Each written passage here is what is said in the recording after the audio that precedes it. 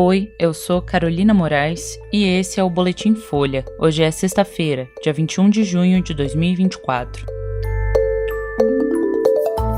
26 meninas com menos de 14 anos se tornam mães por dia no Brasil. Lula fala em falcatrua no leilão de arroz e diz que o governo vai financiar a produção nos estados. E estudo mostra que cor da pele e escolaridade influenciam o enquadramento como traficante ou usuário de drogas pela polícia.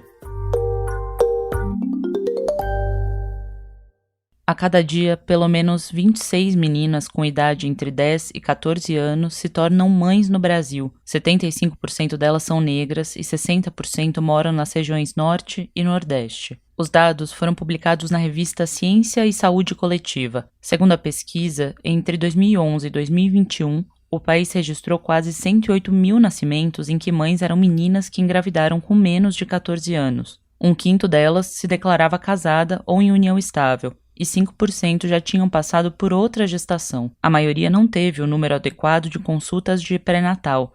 Esse tipo de gravidez tem mais risco de parto prematuro e da morte depois do nascimento. Relações sexuais com menores de 14 anos são consideradas estupro de vulnerável desde 2019 no Brasil. A faixa etária de 10 a 14 anos é a que sofre proporcionalmente mais violência sexual, segundo o Atlas da Violência de 2024. Por várias barreiras, muitas meninas que engravidam na cidade chegam tardiamente aos serviços de saúde, com gestações avançadas. O PL anti-aborto por estupro, em debate na Câmara, pode restringir esse acesso ainda mais. O texto equipara o aborto feito depois de 22 semanas de gestação ao homicídio simples, mesmo nos casos em que o procedimento é previsto por lei. O número de casos em que a justiça brasileira foi acionada para garantir o aborto cresceu nesse ano. No primeiro trimestre, foram 190 novos processos, uma média de 2 por dia. O número é superior à média registrada nos 4 anos anteriores, segundo o Conselho Nacional de Justiça. Especialistas dizem que o aumento pode estar relacionado à ofensiva contra o aborto legal,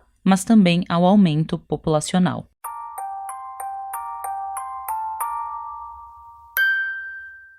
O presidente Lula falou em falcatrua em um leilão internacional para compra de arroz e afirmou que o governo federal quer financiar a produção do cereal em diferentes estados para o país não ficar dependente de uma região. As declarações têm a ver com as perdas registradas no Rio Grande do Sul depois da tragédia climática no estado, principal produtor de arroz no país. Numa entrevista à Rádio Meio FM de Teresina nesta sexta-feira, Lula voltou a defender medidas para baixar o preço do produto. O leilão tinha sido convocado pelo governo para o controle de preço e para garantir o abastecimento, mas acabou cancelado no último dia 11, depois de indícios de irregularidades e de falta de capacidade técnica dos vencedores. O pregão também teve suspeitas de favorecimento que respingaram no secretário de Política Agrícola, o Nery Geller. Ele deixou o cargo. O ministro da Agricultura, Carlos Fávaro, disse que o governo não tem compromisso com o erro e deve fazer um novo leilão. Sobre o financiamento à produção de arroz no país, Lula disse na sexta que quer dar uma garantia de preço para que agricultores não tenham prejuízo. Segundo ele, o pacote de 5 quilos de arroz deveria custar cerca de R$20 no país.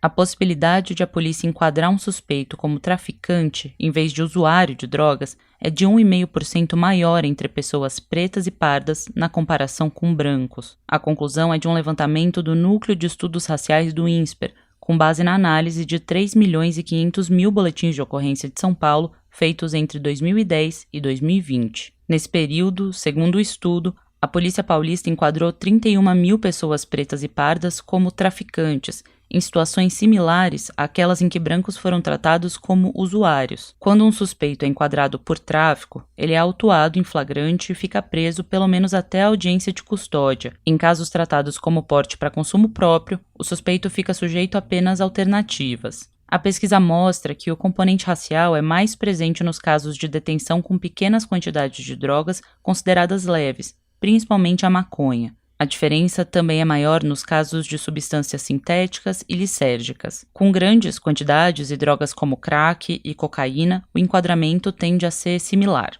A análise mostrou que o grau de instrução dos suspeitos também pode ter influência. Pessoas com ensino médio completo ou ensino superior são mais tratadas como usuários. Os autores do estudo dizem que uma lei que deixou de punir os consumidores de drogas ilegais e aumentou a pena de traficantes levou a um encarceramento em massa no Brasil. O texto não prevê critérios objetivos, o enquadramento depende da decisão do policial. Esse tema está presente num julgamento no Supremo Tribunal Federal que voltou à pauta da corte nessa semana e deve ser retomado na terça-feira.